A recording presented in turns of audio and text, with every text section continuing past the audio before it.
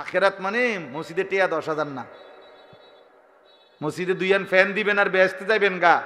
2 ফ্যানের দাম না বেহেশত। বেহেশতের মূল্য কি 8,000 টাকা? কে হ্যাঁ কি ভাবছেন? 30,000 টাকা। এটা তো একটা নেক আমল। দান সাদাকা তো একটি নেক আমল, একটা নেকি। এটা তো পুরা ইসলাম না, পুরা দিন না,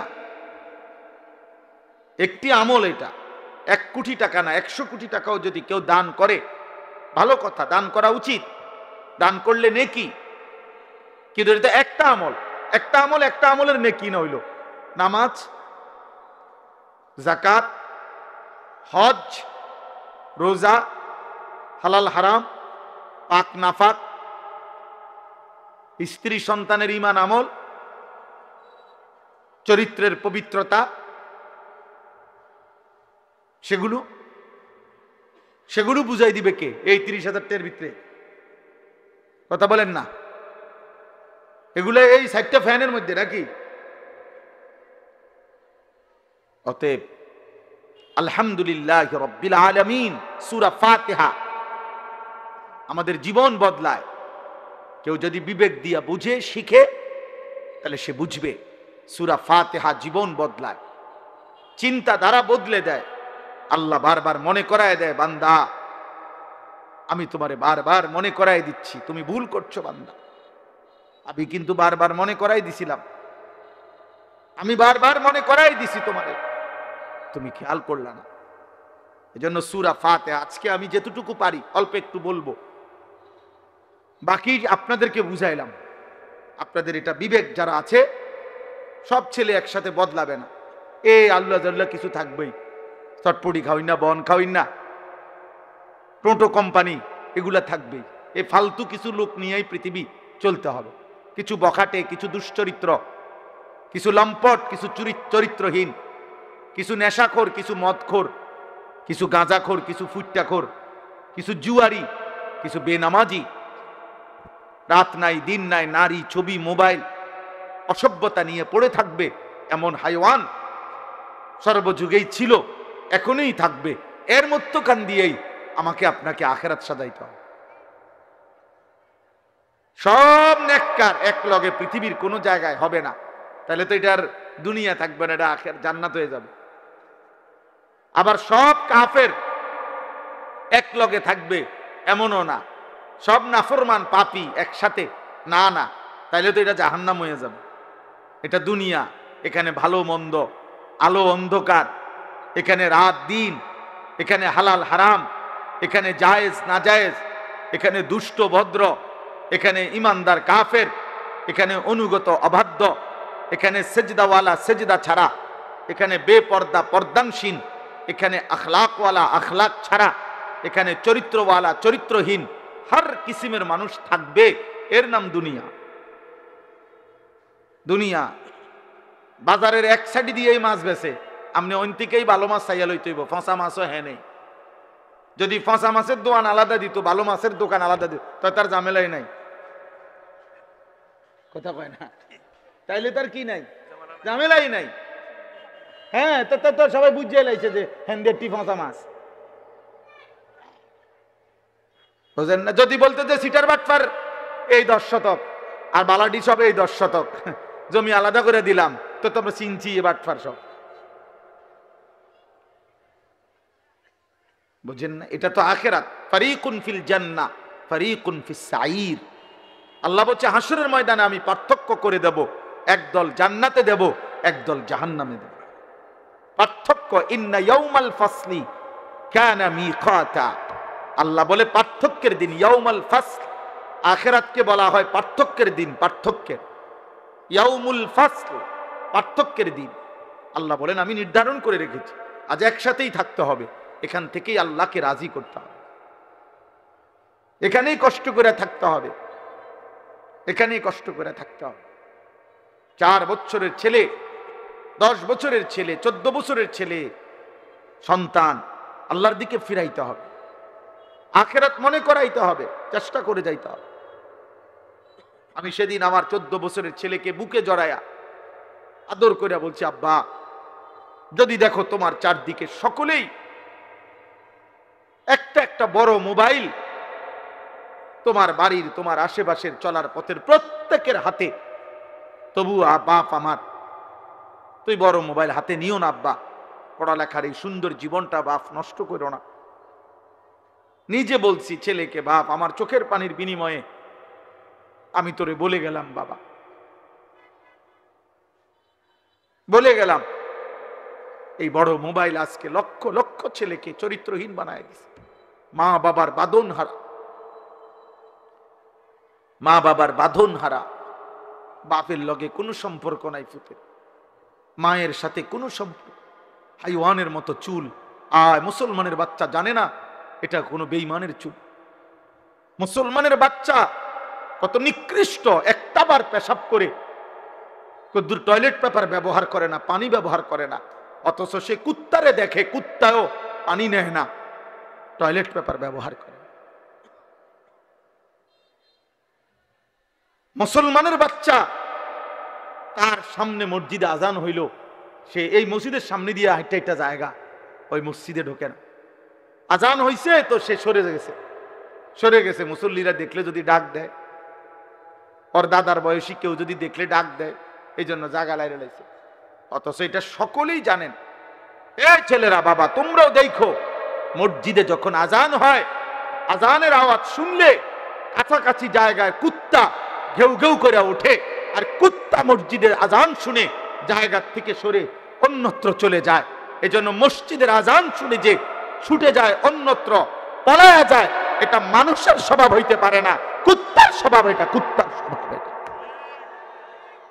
এটা কুত্তার খাসলত বেটা, এটা কুকুরের খাসলত, ইনসানের স্বভাব না,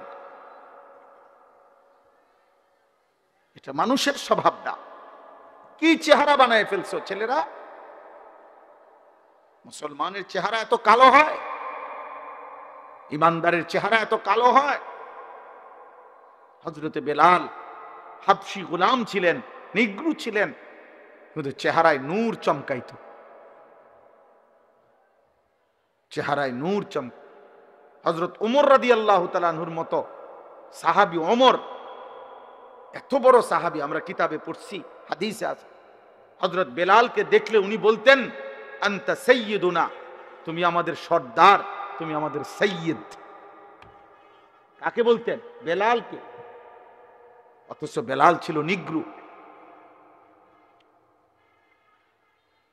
তাহলে সৃষ্টিকর্তার কালো রং, সে তো আল্লাহর দান, কিন্তু ঈমান, সেজদা, নেক আমল ওই মানুষকে কালোর মধ্যেও আলোকিত করে দেয়, আলোকিত করে দেয়, সুন্দর করে দেয়। অগণিত ছেলেপেলের চেহারা দেখলে বোঝা যায় বেনামাজি, গুনাহ করতে করতে চেহারা কালো বানায় ফেলছে।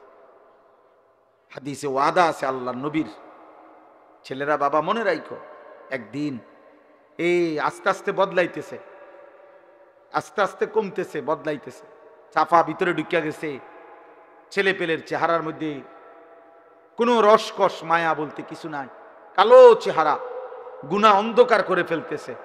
খোদার কসম, নবীজি বলছে 3 জিনিস যখন বেড়ে যাবে, 1 নাম্বার ইজা জাহারাতিল কাইনাত, গায়িকা নায়িকা, বেহায়া নারী যখন বেড়ে যাবে, ওয়াল মাআজিফ, গান বাদ্য যখন বেড়ে যাবে, ওয়াস্তাহাল্লাতিল খামরা, মদ নেশা, মদ পান, এটা যখন বেড়ে যাবে কোন সমাজে, আল্লাহ নবী বলেন অসংখ্য মানুষকে আল্লাহ চেহারা বিকৃত করে পশু বা জানোয়ারের আকৃতি দিয়ে দিন। হতে পারে তুমি কিংবা তোমার পরের কেউ গুনাহ করতে করতে একদিন ঘুম থেকে জেগে দেখবে চেহারা জন্তু জানোয়ারের মতো হয়ে গেছে।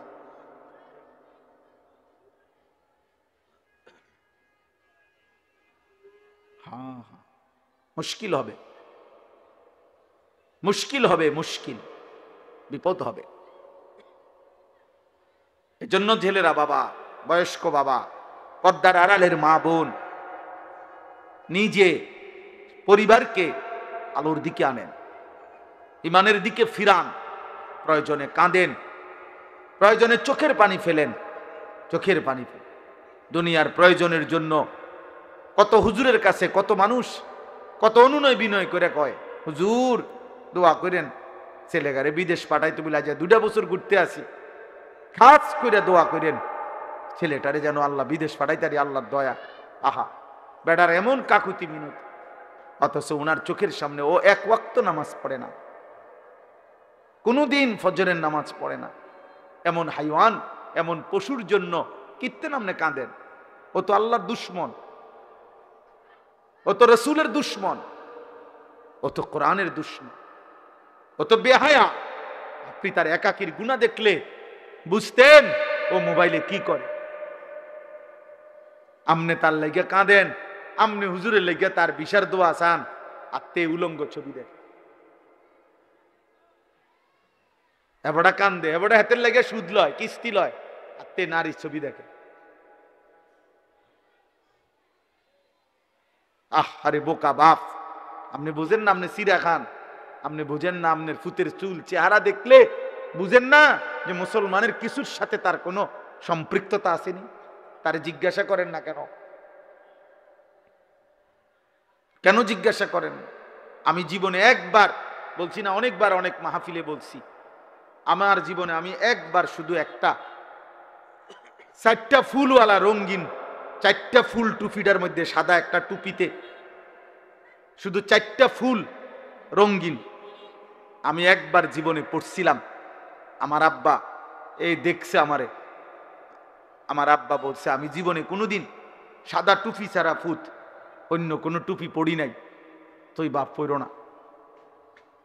খুলে ফেলছি, আর কোনোদিন পড়ি নাই।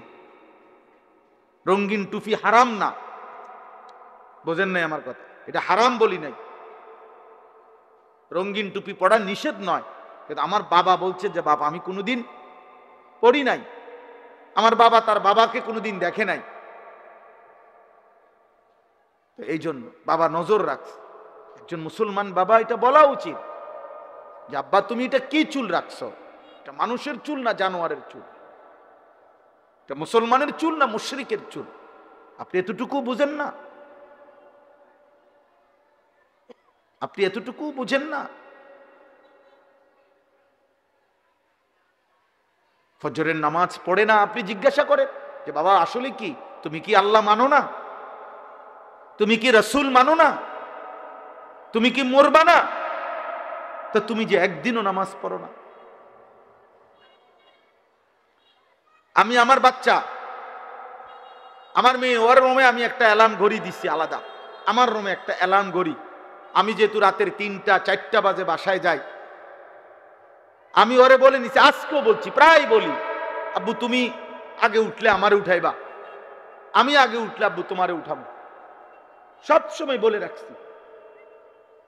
দুজনের অ্যালার্ম দিয়ে রাখছি, ওরে বলে রাখছি যে আব্বু তুমি তোমার ঘড়ি তো অ্যালার্ম দিবা 5টা 10-এ 5টা, আমার ঘড়িটা তো দিয়া রাখবা আমার বালিশের পাশে, আমি উঠলে তোমারে উঠামু, তুমি উঠলে আমারে উঠাইবা। আল্লাহর নবী সাল্লাল্লাহু আলাইহি সাল্লাম বলেন, ইজা আইকাযার রাজুলু আহলাহু, কোন পুরুষ যদি তার পরিবারের সদস্যদেরকে ফজরের নামাজের জন্য জাগিয়ে দেয়, ওয়াসাল্লা বিহিম জামিআন, এবং সকলেই যদি ফজরের নামাজ আদায় করে, কুতিবা ফিজ যাকিরিন আল্লাহ কাসীরান ওয়াদ যাকিরাত, আল্লাহ তাআলা ওই ফ্যামিলির সকলকে বেশি বেশি জিকিরকারী পুরুষ এবং নারীদের অন্তর্ভুক্ত করে দেবে।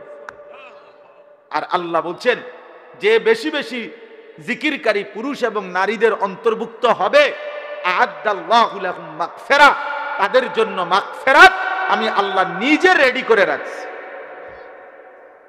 আমি আল্লাহ প্রস্তুত করে রেখেছি মাগফিরাত, ওদেরকে আমি মাফ করে দেব। ওয়া আজরান আযীমা, এবং মহা বিনিময় জান্নাত আমি তাদের জন্য প্রস্তুত করে রেখেছি। আমাদের মিলেমিশে দায়িত্ব আল্লাহ আমাদেরকে মনে করায় দিচ্ছেন। আলহামদুলিল্লাহি রাব্বিল আলামিন। আল্লাহ বলছে বান্দা খেয়াল করো, আমি আল্লাহ সূরা ফাতিহার মধ্যে কি বলতে চাচ্ছি। নবী সাল্লাল্লাহু আলাইহি ওয়াসাল্লাম এটাকে উম্মুল কোরআন বলছে। কোরআনের মূল, ফাতিহাতুল কিতাব, কোরআনের ভূমিকা, সূরাতুস সালাহ, এটাই নামাজের সূরা। আল্লাহর নবী বলছেন সূরাতুর রুকিয়া, এটা তাবিজ। নবীজি বলছেন তাবিজ, আন্নাহা রুকিয়া, এটা তাবিজ। এই পৃথিবীর সমস্ত রোগে, মৃত্যু ছাড়া হার রোগ, পেরেশানি, বিপদে আল্লাহর নবী সবক দিছে, সূরা ফাতিহা পড়ো, ফু দাও, ইনশাআল্লাহ আল্লাহ শিফা করে দিবে। সূরাতুল ফাতিহা শিফাউম মিন কুল্লি দাইন। সূরা ফাতিহা সমস্ত রোগের শিফা, সমস্ত রোগের শিফা। নবীজির এক সাহাবী আবু সাঈদ খুদরি রাদিয়াল্লাহু তাআলা আনহু, এক জায়গায় যাওয়ার পথে ওনারা এক সর্দারকে, এক গোত্রে সাপে কাটছে। সাপে, মুসলিম শরীফের হাদিস, সাপে কাটছে। আর লোকেরা হুলস্থুল করে চিল্লাচিল্লি করতেছিল, আর মানুষ খুঁজতেছিল যে কেউ সাপে কাটার ঝাড়তে পারে কিনা, এমন ওজা কবিরাজ। তো এই সাহাবাদের এই দল ওখান দিয়ে যাচ্ছিল, মনে করেন এই রাস্তা দিয়ে যাইতেছে, এই সময় এই চিল্লাচিল্লি শুনছে ওনারা। তো জিজ্ঞাসা করছে কি হয়েছে, বলছে ইন্না সাইয়্যিদাল হাই লাদাগাহু, আমাদের এই বস্তির যে সর্দার আমাদের, ওনারে সাপে কামড়াইছে। তো তোমাদের মধ্যে কেউ এমন আছোনি যে সাপের কামড়ের বিষ নামাইতে পারে? হযরত আবু সাঈদ খুদরি বললেন, যদি বিষ নামাইয়া দিতারি, কি দিবা? বলছে এক পাল ছাগল। এক পাল মানে অনেক ছাগল দেব। হযরত আবু সাঈদ খুদরি বললেন চলো। তো সূরা ফাতিহা পড়ে উনি ওই ব্যক্তির ওই জায়গার মধ্যে বারবার ঝাড়ছেন, মানে ফু দিছেন। আল্লাহর কুদরতে সাপের বিষ নাইমা গেছে, ওই ব্যক্তি শোয়ার থেকে সোজা হয়ে বয়ে গেছে। ফাবারাআহুল্লাহ, হাদিসের শব্দ, আল্লাহ তাকে শিফা করে দিলেন। এরপরে ওরা এতগুলো ছাগল উনারে হাদিয়া দিছে, উনি এগুলা নিয়ে মদিনায় নবীজির কাছে আসছে। আয়েশা বলছি ইয়া রাসূলুল্লাহ, এই ঘটনা। হ্যাঁ, তো আল্লাহর নবী বললেন তুমি কি দিয়ে ফু দিছ? কাজে আমি সূরা ফাতিহা পড়ে পড়ে ফু দিছি। নবীজি বলছেন তাহলে তুমি কিভাবে জানলে আন্নাহা রুকিয়া? এটাই তো একটা বড় তাবিজ, এটাই তো ঝাড় ফুকের একটা বড় তাবিজ। হ্যাঁ, তখন আল্লাহর নবী এই শব্দ বলছেন। তো আল্লাহর নবী বলছে ঠিক আছে, এই বকরিগুলো তোমরা খাও, ব্যবহার করো। আর এটা পর্যন্ত বলছে গোশত পাকাইলে আমারও দিও, আমারও খাওয়ায়ও। তার মানে বুঝাইতে চাইলাম সূরা ফাতিহা আমাদের জীবনের একটা গুরুত্বপূর্ণ অংশ। আল্লাহ তাআলা এই সূরার শুরুতে বলছেন আলহামদুলিল্লাহি রাব্বিল আলামিন, সমস্ত প্রশংসা আল্লাহর জন্য। রব্বিল আলামিন, যিনি জগৎ সমূহের প্রতিপালক, পালনকর্তা। এই একটা কথাই বুঝাই। আলহামদুলিল্লাহ, আল্লাহ বলেন সমস্ত প্রশংসা আল্লাহর জন্য। যদি বলি কেন সব প্রশংসা আল্লাহর জন্য কেন, তো আল্লাহ তাআলা বলেন বান্দা সব যে আমার, প্রশংসা আমার হবে না কেন? এই সৃষ্টির যেদিকে যা, গোটা কায়নাতের যেখানে যা, সবই তো আমার। যত হাসি, যত আনন্দ, যত সৌন্দর্য, যত সৃষ্টি, যত মাখলুক, যত অবস্থার পরিবর্তন, সবই তো আমার, সবই তো আমার।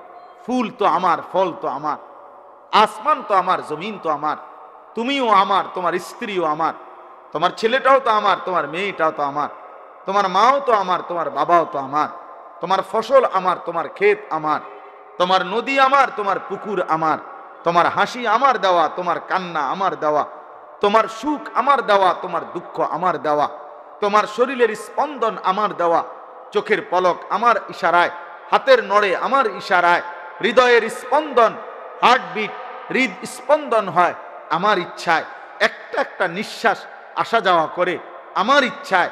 যেখানে যত হাসি আনন্দ, যেখানে যত সুন্দর, ফুল যদি সুন্দর সে তো আমার দেওয়া, পাখি যদি সুন্দর সে তো আমার দেওয়া, স্বামী স্ত্রী যদি সুন্দর সে তো আমার দেওয়া, ছোট্ট কোলের বাচ্চা যদি সুন্দর সে তো আমার দেওয়া, ছোট্ট কোলের মেয়ে যদি সুন্দর সে তো আমার দেওয়া।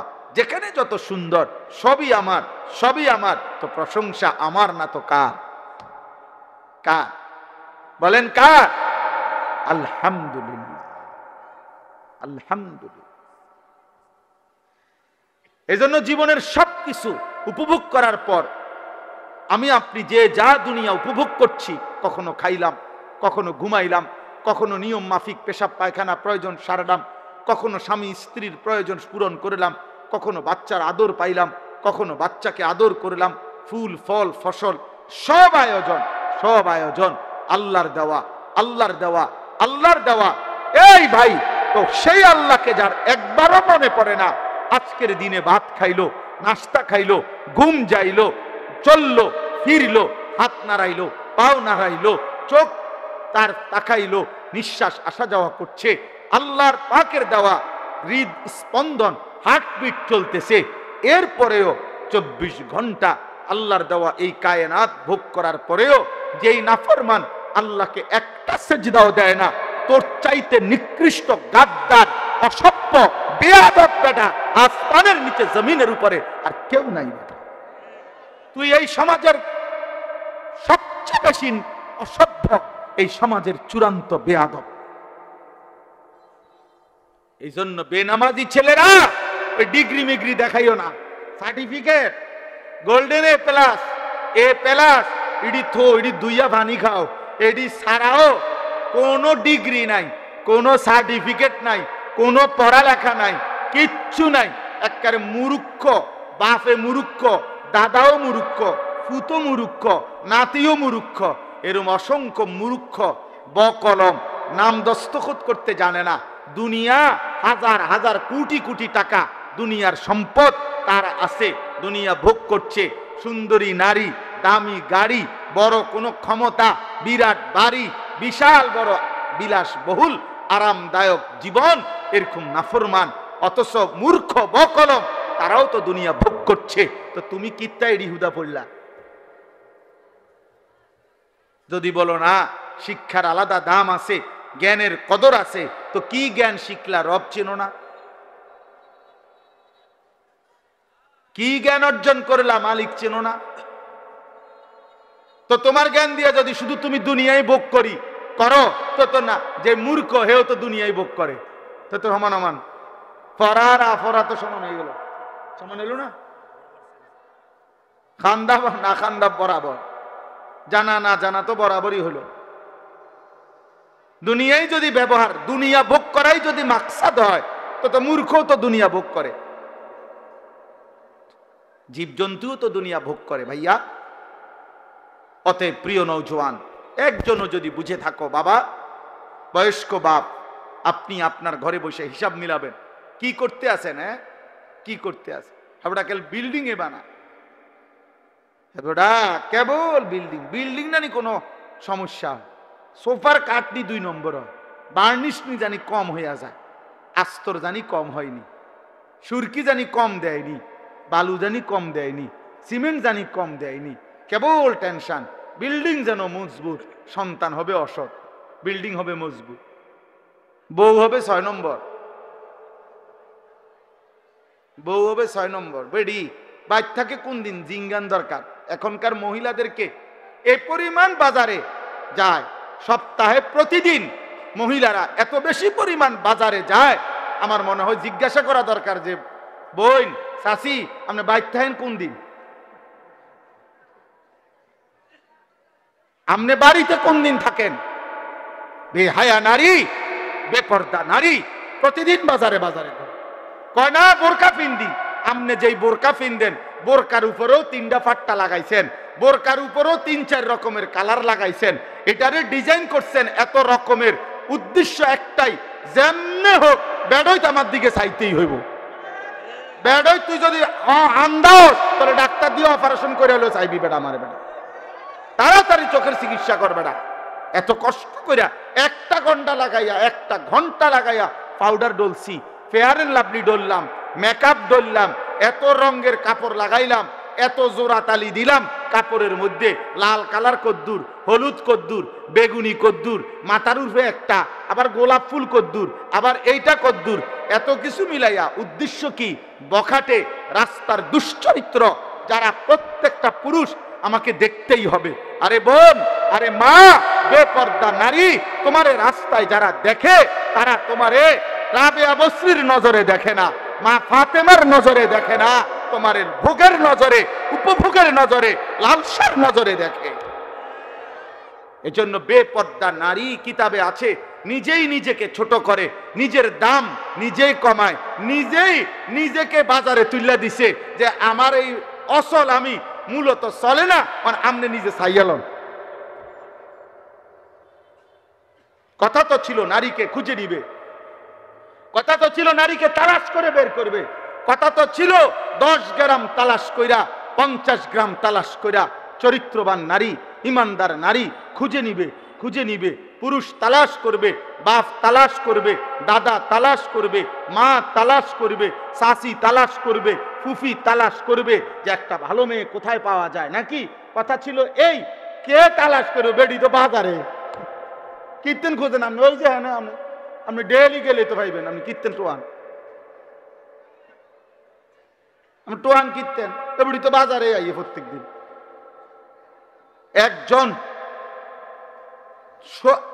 খুব, আমি সবাইরে বলছি না,